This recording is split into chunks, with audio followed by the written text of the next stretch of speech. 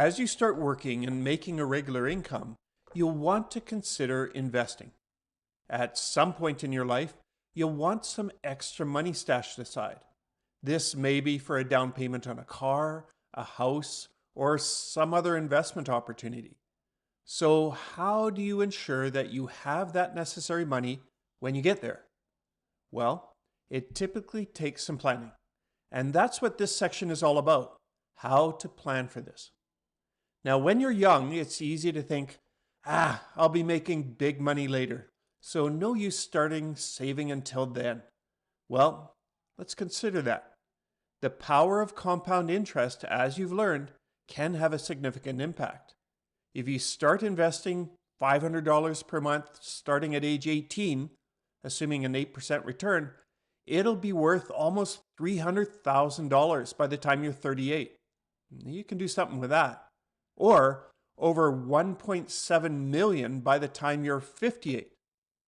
True, the earlier you start, the more that time is on your side. Time can be your friend here if you choose to start early. And it's definitely something worth considering. It may not feel like a lot right now, but if you're able to set aside a little bit of your income for regular savings, you'll likely be glad that you did at some point in the future. So, how would you plan for setting this money aside? Now, there's lots of strategies, but a fairly common one is the 50-30-20 rule. With this budgeting plan, you put aside 50% of your net income towards your needs, 30% goes towards your wants, and 20% goes towards savings. It's true that with your paychecks, you'll need to pay for your expenses. What do you need to keep going?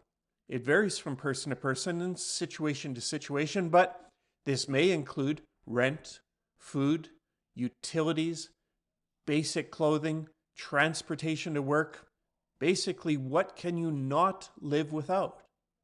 The wants are items that you may really like, but you can live without, if you're honest with yourself.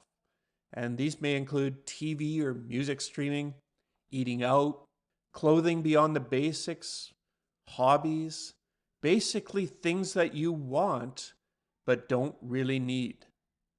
The last category, the savings, you'll want to aim for about 20% of your income. To hit this 20% goal, you may have to make some tough decisions. Are there things in your wants category that you could eliminate so that you could hit the 20% in your savings? Again, it may involve some tough decisions. And also note that the 50-30-20 rule isn't the golden rule for every situation. Given that, it's not a bad place to start as you consider your budgeting strategies.